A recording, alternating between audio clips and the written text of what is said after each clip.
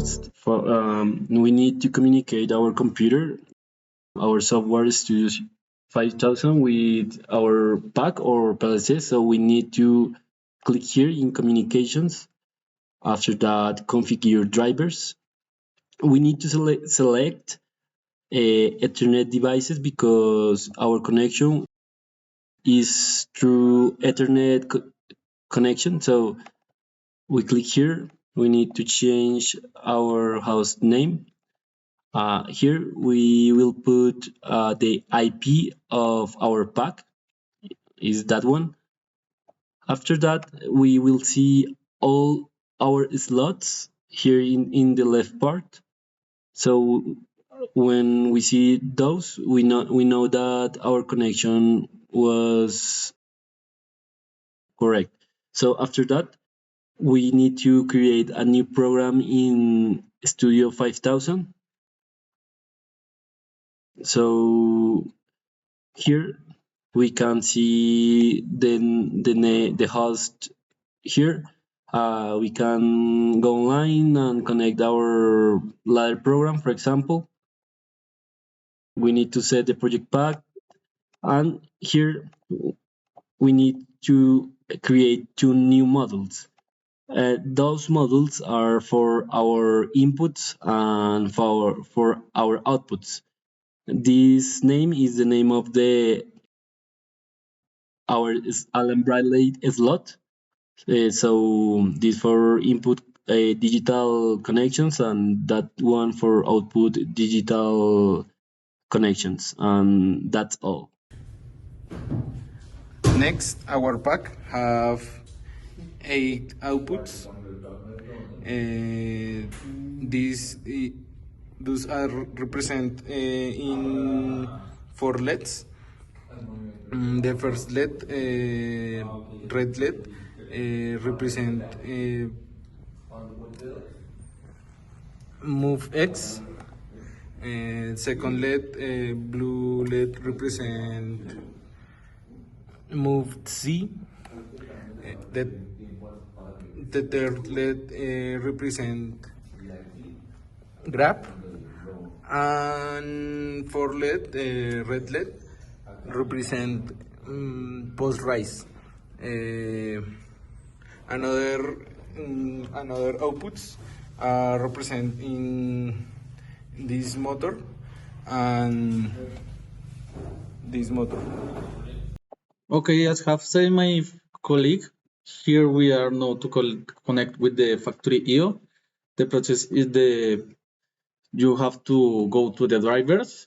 Here in driver, you select the PLC Allen Bradley Logix 5000. Next, you have to go to configuration and you configure your IP direction to the factory IO. And you have to change, you can change the names of your boot inputs and outputs as you want, though. Next, you clearly can connect and disconnect, clicking here in connect and disconnect. Thus, you can use the buttons here, also the buttons, the physical buttons, and start the simulation and the physical running of the actuators. We already seen the connection, the actuators, and the basic of the code. Now we want to see it functioning. Now, first we go online.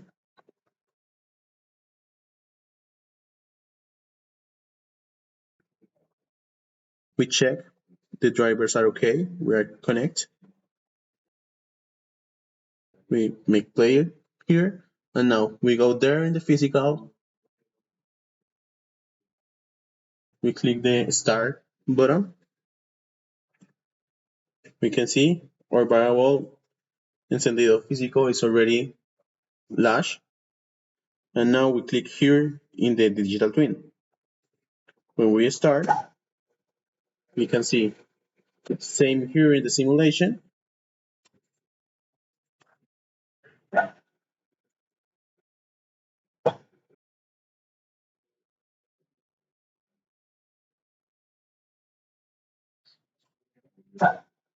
And the same in our physical representation.